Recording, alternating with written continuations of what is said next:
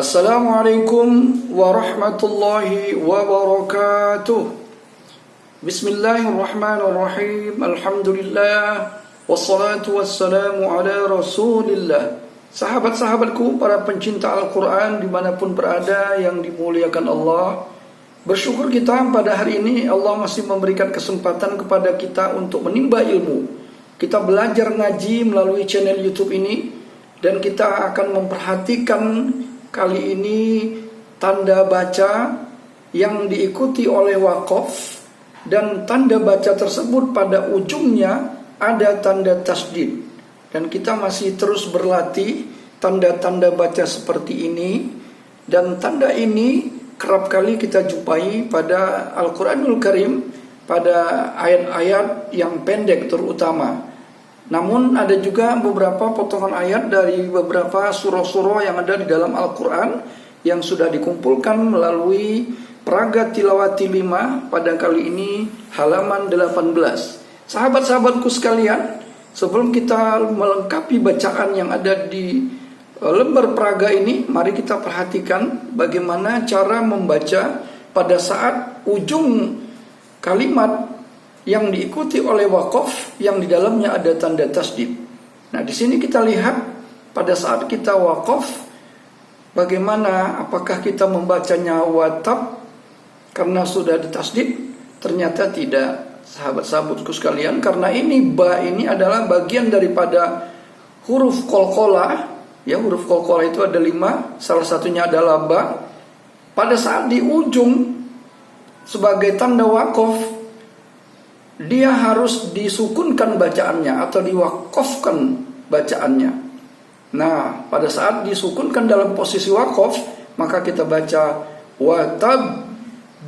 Ujungnya ada keluar suara b itu sebagai pertanda bahwa ba ini ada 2. Yang pertama kita baca watab, yang kedua kita lihat ada tanda tasdid. Maka pada saat kita wakaf, kita membacanya harus watab.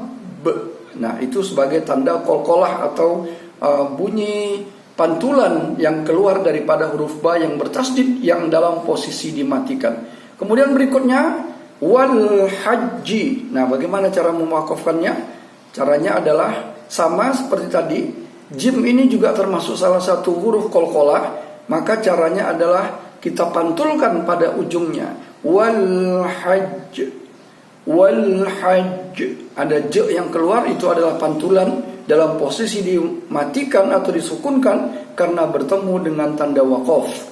Selanjutnya kita perhatikan di sini, inna hadza lahuwal qasasul haqq.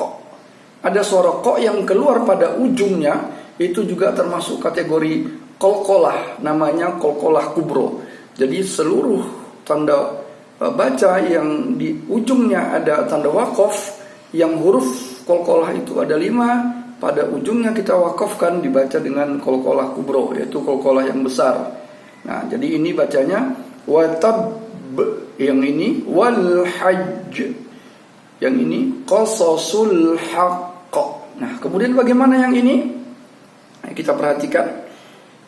Fihi dhulumatun wa ra'dun wa barqun. Nah, wa barqun ini adalah tulisan aslinya yang sebenarnya. Namun karena bertemu tanda wakaf, maka cara membacanya adalah wa ra'dun wa barq.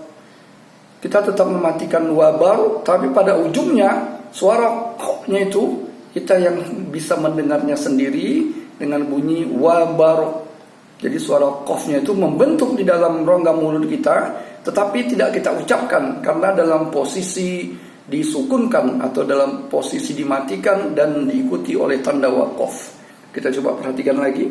Fihi dhulumatun wa ra'dun wa barq.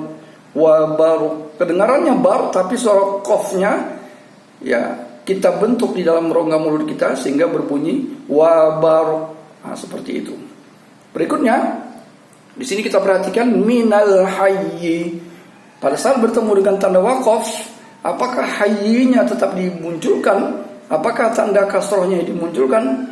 Tidak, sahabat-sahabat sekalian. Pada saat kita wakafkan maka bunyinya menjadi minal hayy. Yi-nya tidak kita munculkan, tapi terdengar adalah hayy. Tapi yi-nya itu sudah siap-siap untuk kita ucapkan, tapi tidak jadi karena memang dalam posisi wakaf. Nah, jadi cuma membentuk saja di dalam rongga mulut kita. Minal hayy. Hayy, suara saya adalah hayy. Nah, bukan minal hayyi, bukan hayyi, tapi hayy. Nah, seperti itulah tanda mewakafkannya. Wa tukhrijul mayyita minal hayy. Seperti itu tandanya, tapi tetap harus ditekan dan ditahan karena berhubung ada tanda tasdid. Minal hayy.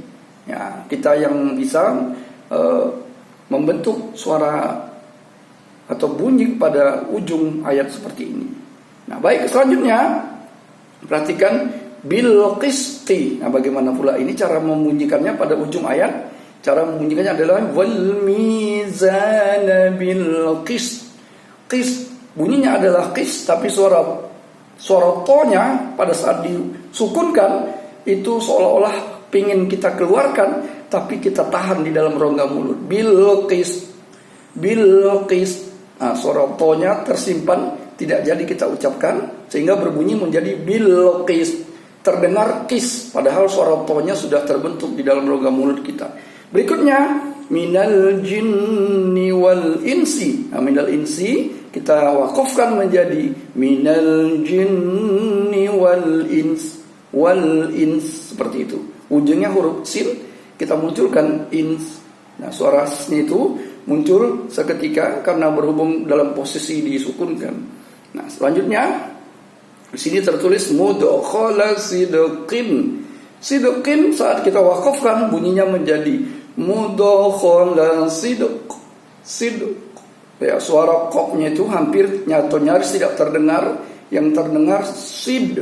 Qalqalah di sini pada ujungnya itu kita simpan atau nyaris tidak terdengar, kita munculkan di dalam rongga mulut kita. Sidq. Sidq. Seperti itu, ya. Sidq.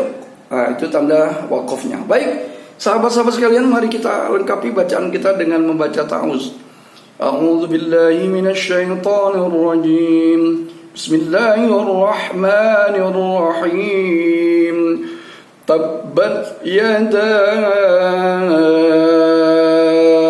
abi lahabin wa tab.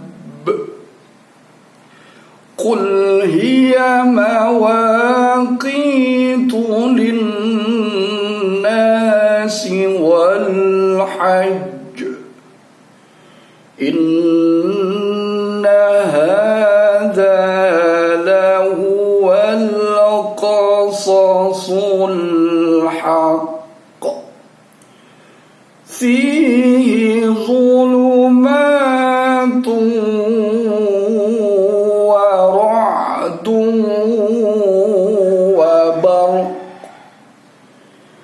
وتخرج الميت من الحي وأوفوا الكيل والميزان بالقسط ربنا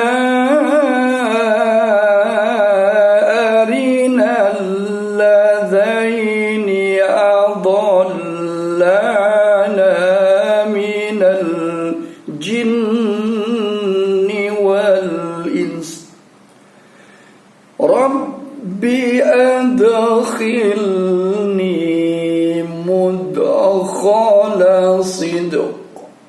Alhamdulillah, demikian bacaan kita hari ini pada Paraga Tilawati 5 di halaman yang ke-18. Akhirnya mari kita tutup pertemuan kita kali ini dengan doa kafaratul majlis. Subhanakallahumma wa bihamdika asyhadu an la ilaha illa anta astaghfiruka wa atubu ilaik. Assalamualaikum warahmatullahi wabarakatuh.